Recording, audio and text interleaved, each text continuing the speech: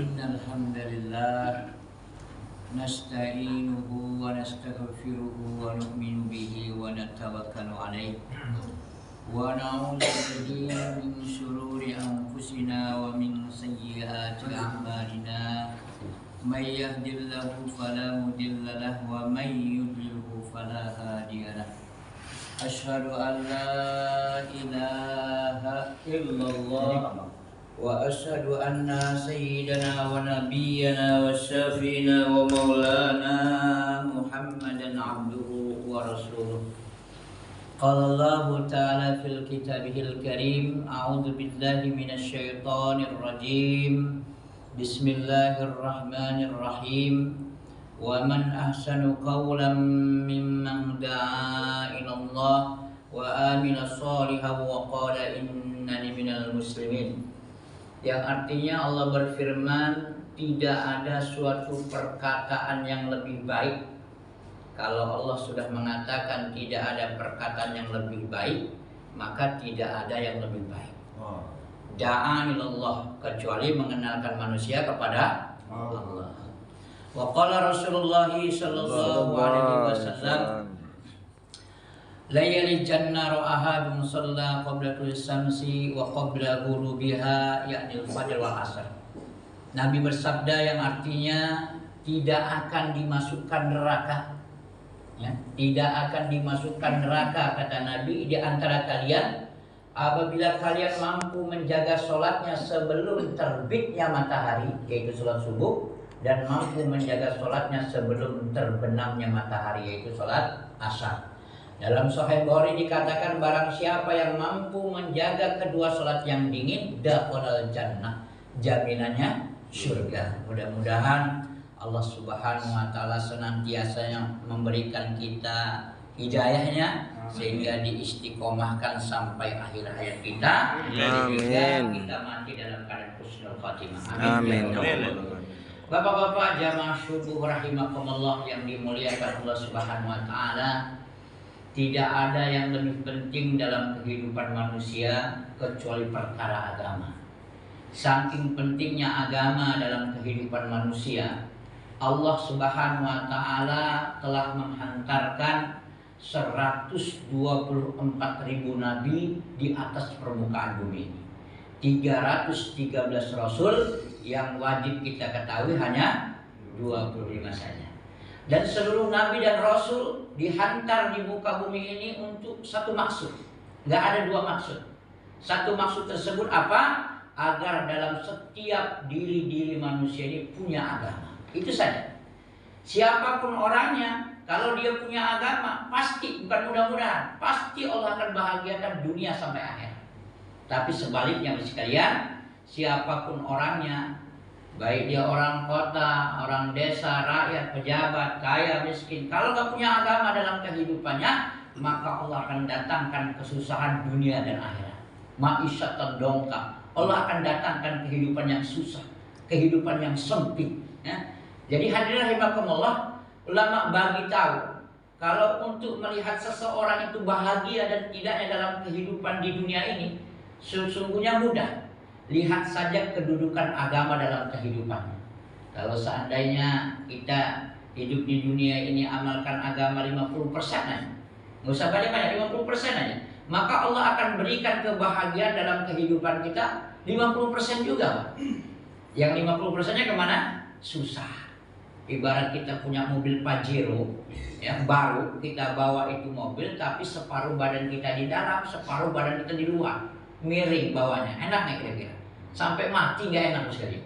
Nah begitu juga kalau seandainya kita amalkan agamanya 75%, maka Allah akan beri bagi kebahagiaan dalam kehidupan kita 75%. Yang 25%-nya kemana? Susah.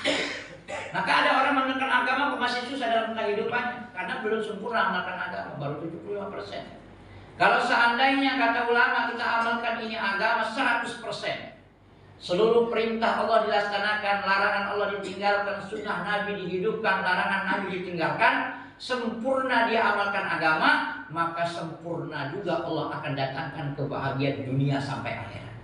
Jadi sekalian, ini agama ini Bila sempurna dalam kehidupan kita, maka Allah akan sempurnakan kebahagiaan kita dunia sampai akhirat.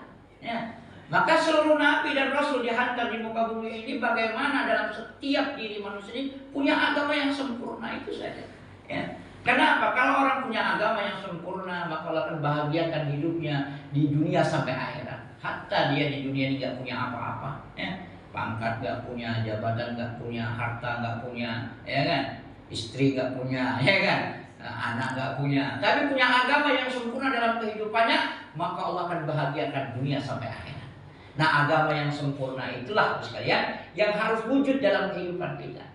Agama yang sempurna itu gak banyak, pernah ada 5 perkara aja dalam kehidupannya. Pertama, imaniyah yang benar kepada Allah. Yang kedua, ubudiyah. Yang ketiga, muamalah. Yang keempat, muasyarah. Yang kelima, akhlak. Kalau ada 5 komponen ini dalam kehidupan kita, maka sempurna agamanya dalam kehidupannya.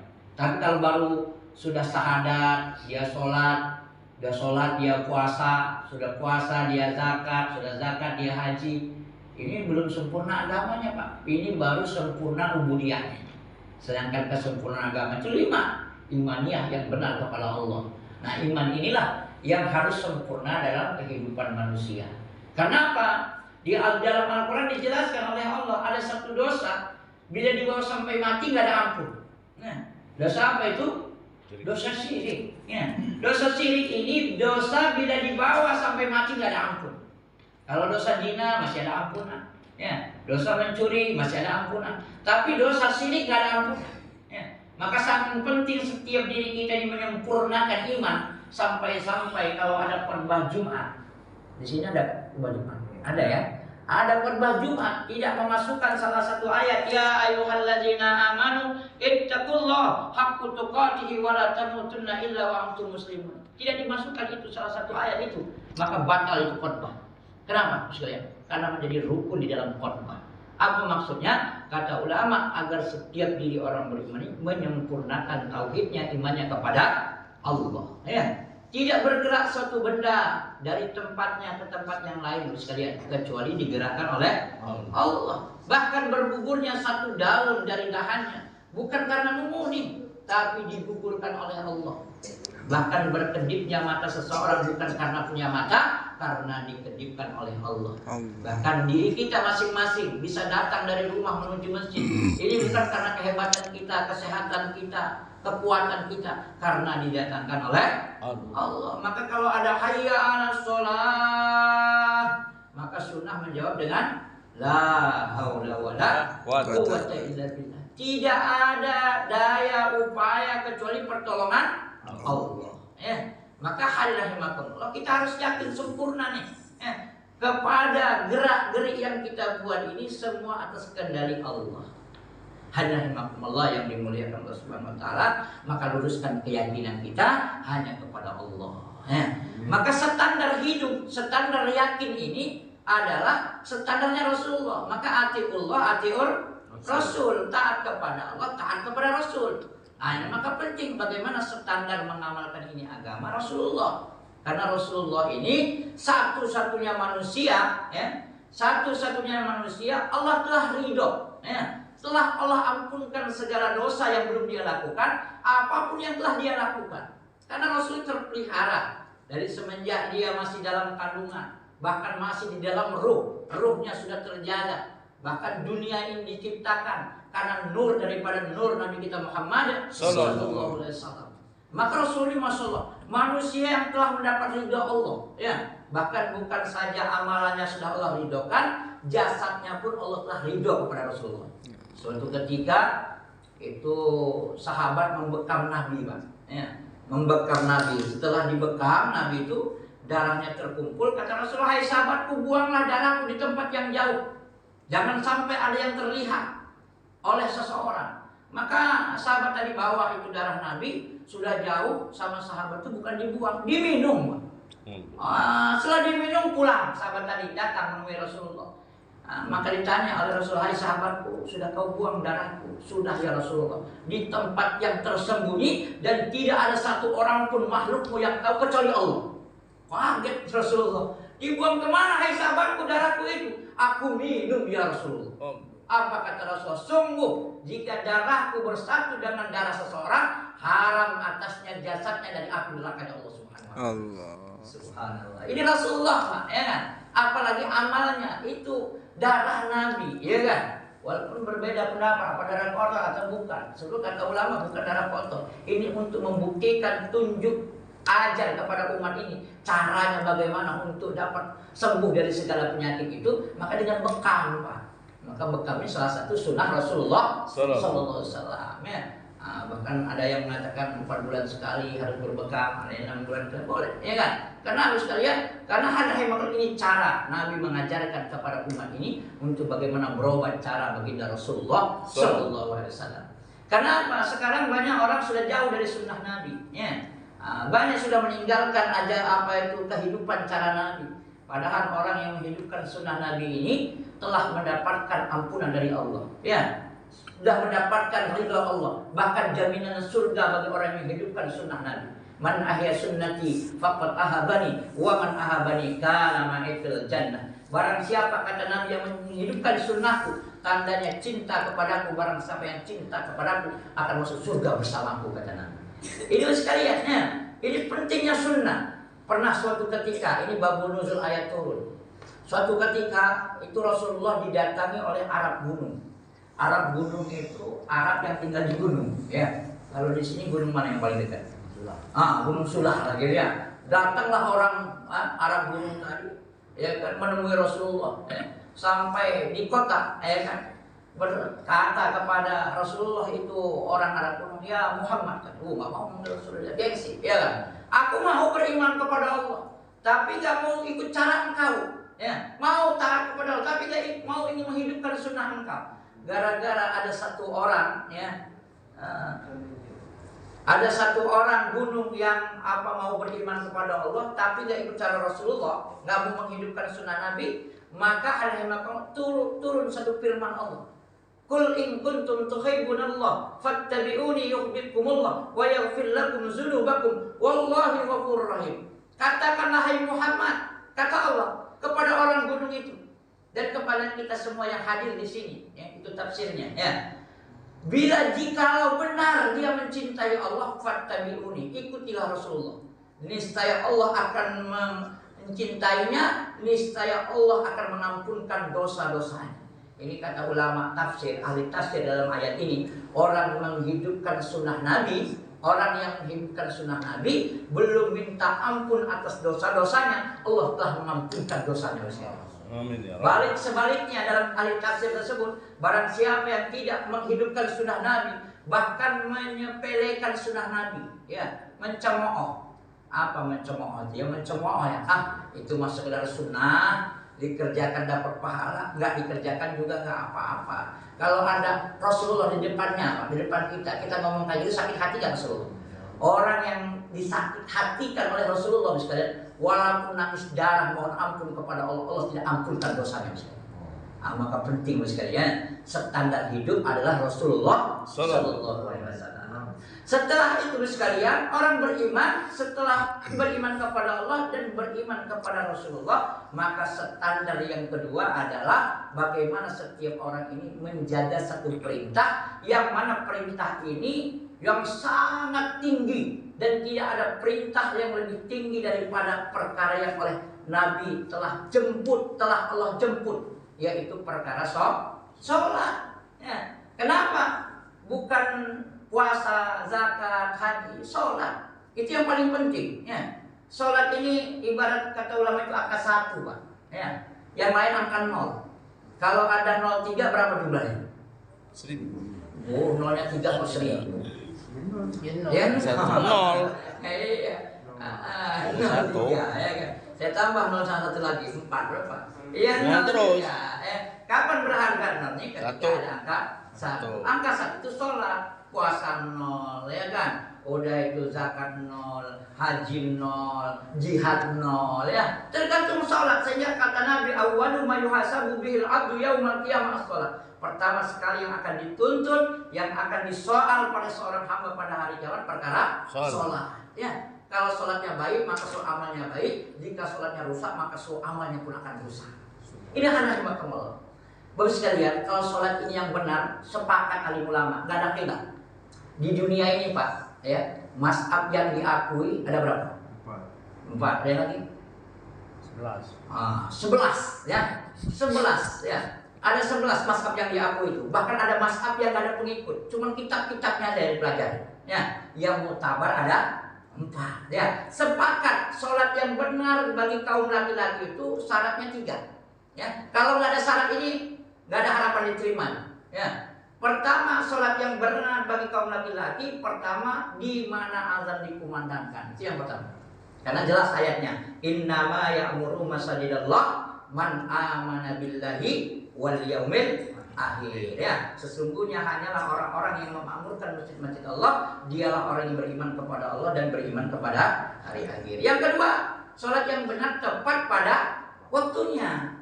Karena yang menetapkan waktu ini adalah Allah Pak. Di dalam Al-Quran, dalam surat An-Nisa ayat 103. Apa ayatnya bunyinya? Innas sholata kanat 'alal mu'minina kitaban mawquta. Sholat itu kewajiban bagi orang-orang yang beriman yang telah ditentukan apa?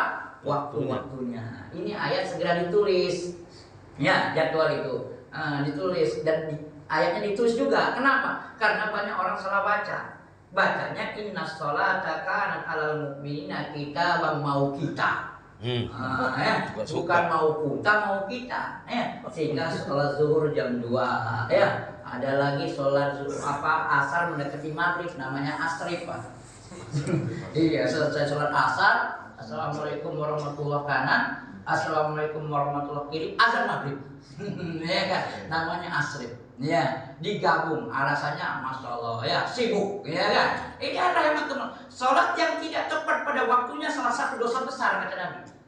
Kata Nabi, barang siapa, dalam hadis yang sahih, barang siapa kata Nabi telah waktu sholat datang, sholat zuhur lah ya, sehingga dia menunda-nunda ya, mengulur-ngulur ya, waktu sholat zuhur tadi, datang sholat yang kedua, sholat asar ya, dan dia mengkodok sholat tersebut, sholat zuhurnya dikodok. Orang seperti ini kata Nabi nanti akan dipenjara dalam api neraka 1 hukum. Berapa 1 hukum? 1 hukum itu kata Nabi 80 tahun. Sedangkan 1 tahun 360 hari. 1 hari di akhirat 1000 tahun di dunia. Begitu dikalikan oleh alim ulama, terdapat berapa? 28.800.000 tahun. Dia berada dalam penjara api neraka. Itu orang yang sholat tapi mengulur sholat Pak, mengkodok sholat ya. Maka ada yang penting bagaimana sholat itu tepat pada waktunya ya. Yang kedua, yang ketiga, sholat yang benar berjamaah ya. Ini nggak ada tawar-menawar lagi Pak. Kenapa? Nggak ada khilaf di kalangan ulama kecuali uzur ya, kecuali wanita ya. Wanita ini dalam satu hadis ya yang sahih, jangan kalian larang istri-istri kalian pergi ke masjid. Ini kata Nabi. Tapi sebaik-baik sholat mereka di rumah-rumah mereka, sebaik-baiknya di kamar-kamar mereka, sebaiknya tempat tersembunyi ini bagi wanita ya. Kalau bapak-bapak sholat di rumah itu namanya laki-laki soleha.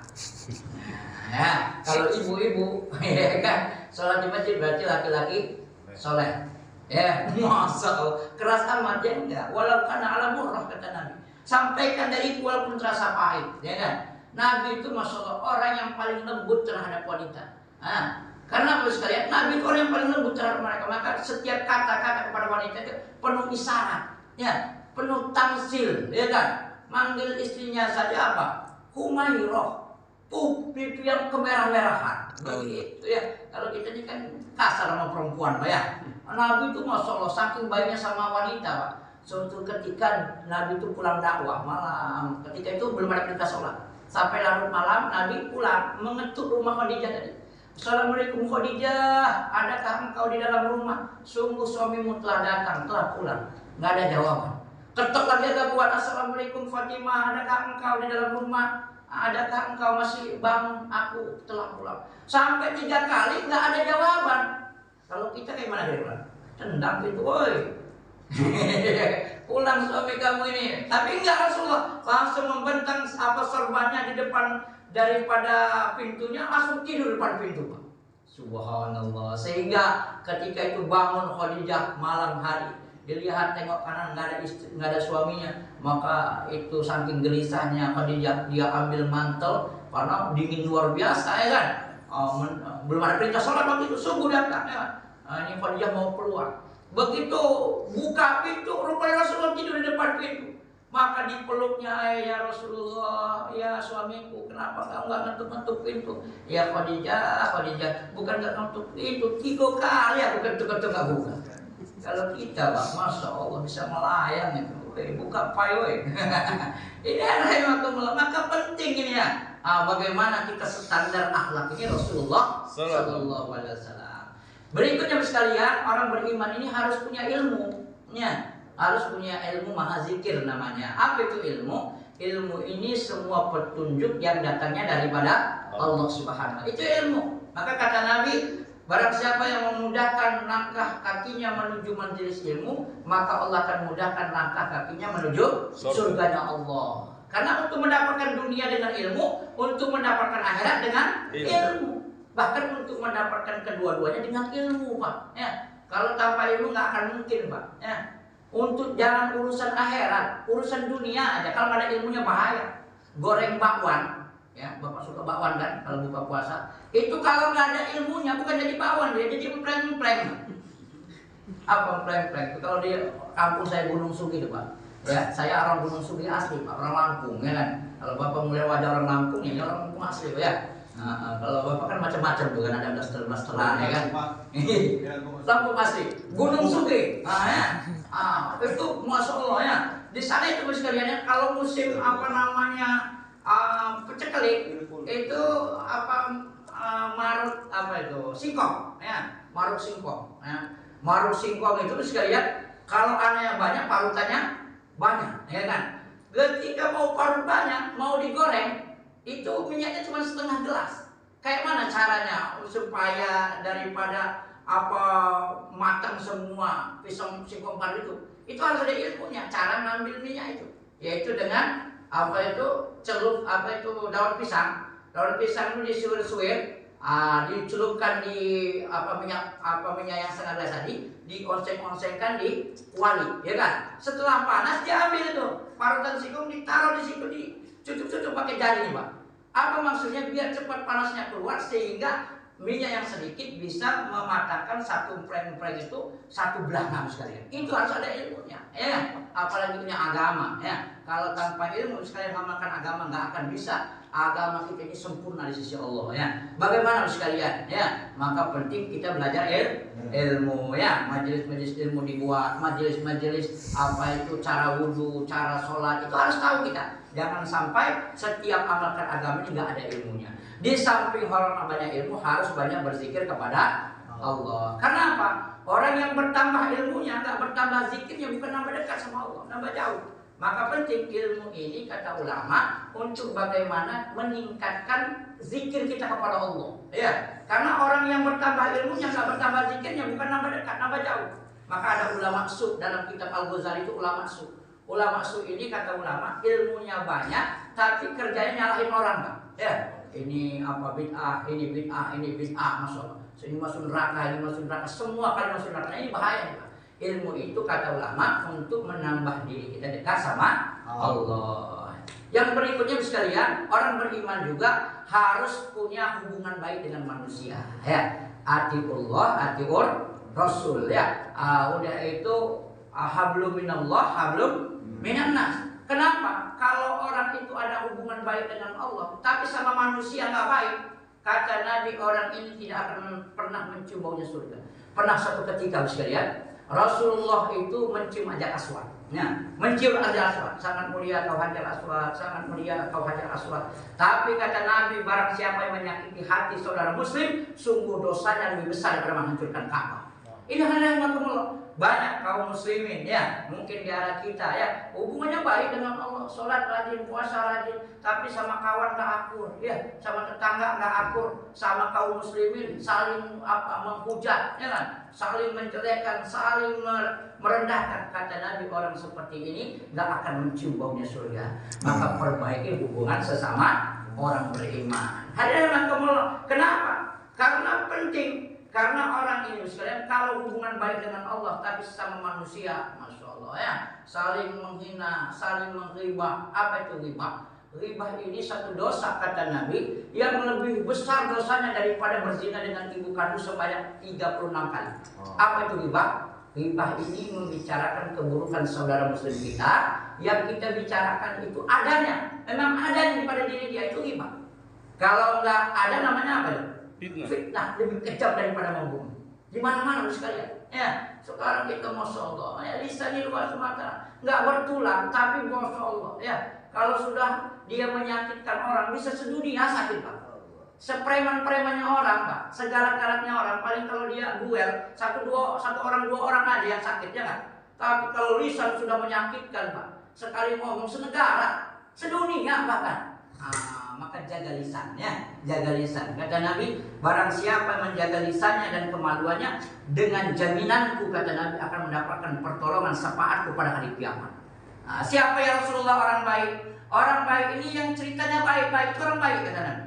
Siapa orang buruk ya Rasulullah? Orang buruk ini bukan orang yang melakukan dosa-dosa ini. Orang yang buruk ini yang lisannya buruk kata Nabi. Ya, walaupun dia rajin sholat, rajin zikir, tapi kalau bicara keburukan itulah orang buruk kata Nabi. Di samping itu sekalian, penting juga kita ini menjaga keikhlasan ya, semata-mata mengamalkan agama karena Allah. Karena apa? Orang kalau mengamalkan agama ini bukan karena Allah, kata orang Palembang tidak kati guna Pak, nggak gini ya. Maka penting ya, semua amal agama kita ini lillahi anta maksudi waridho kapan. Siapakah orang ikhlas itu? Tanda-tandanya orang ikhlas itu dicaci maki dia nggak marah, ya. Dipuji-puji, ya dia nggak bangga hati. Tapi kalau masih marah dicaci maki, Pak, berarti belum ikhlas dia. Contoh nih, ya kita silaturahmi dari rumah ke rumah ngajak saudara kita untuk bagaimana mengamalkan agama. Dicaci maki sama tuan rumah, jangan marah. Kalau marah berarti nggak ikhlas. Senyum aja kayak Nabi, ya. Nabi itu Pak dari gang ke gang nih. Ngajak orang manusia kepada Allah. Ada gang itu, satu gang itu langganan. Apa langganannya? Langganannya itu dilempar tai onta. Begitu dilempar tai onta, ya Nabi lihat siapa yang melempar, lihat Nabi. Tapi Nabi gak marah. Besok lagi dakwah lari dari gang ke gang, dia dilempar lagi sama orang Yahudi, kayak tai onta. Nabi gak marah. Suatu ketika Nabi itu dakwah lagi dari gang ke gang, masuk gang langganan ini, nggak dilempar sama orang Yahudi tadi. Sehingga Nabi bingung. Maka kata Nabi, tanya pada yang di sekitar, mana yang biasa aku mengganggu aku dengan tai onta. Apa kata orang sekitar, ya Rasulullah, yang mengganggu engkau dengan tai onta itu, melempari engkau dengan tai onta ini sekarang sedang sakit. Apa katanya? Pantas hari ini libur. Kalau kita Pak, masya Allah ya, keluar ilmunya ini cuma pandainya, ya kan? Kasih orang-orang kita, ya kan? Kita belum, kita ini masih keras hati kita ini, ya. Melihat orang beriman itu masih melihat orang lain itu masih belum melihat bahwa orang lain itu saudara kita, gitu ya. Kalau ada pandangan kita kepada orang lain, masih mandang orang Islam itu masih orang lain bukan saudara kita, berarti belum mengakui orang Islam itu bersaudara. Kita ini kan dipersaudarakan oleh Allah, ya nggak boleh? Dengan kalimat la ilaha illallah Muhammad. Kalau dia saudara kayak mana kira-kira? Kalau salah-salah sedikit dimaafkan nggak? Ya maaf, malah ditolong, ya kan? Berantem saudara kita, ini maaf ngomong berantem. Kira-kira dilihatin apa ditolong? Ditolong, bukan dimarahin. Ya, ada kesalahan tidak sehat dengan lemah lembut. Nah ini maka penting hubungan sama manusia ini diperbaiki. Yang terakhir Pak, yang terakhir adalah penting bagaimana orang beriman memperjuangkan agama. Ya, karena apa sekalian? Agama ini harus diperjuangkan. Kalau nggak diperjuangkan, nggak akan tumbuh dalam kehidupan kita. Ya, maka penting memperjuangkan agama. Seperti kita pengen punya beras, ya kan? Punya uang, itu harus diperjuangkan. Berangkat pagi, pulang sore, tambah lembur, ya kan? Kenapa kok tambah lembur? Biar banyak uangnya. Ya kan? Nah begitu juga ini agama tanpa perjuangan nggak akan bisa. Ya, maka perjuangan sebagaimana dulu sahabat-sahabat itu Pak berjuang semua. Ya kan? Tidak ada satu sahabat yang nggak berjuang. Abu Hurairah, masya Allah, kelaparan demi agama.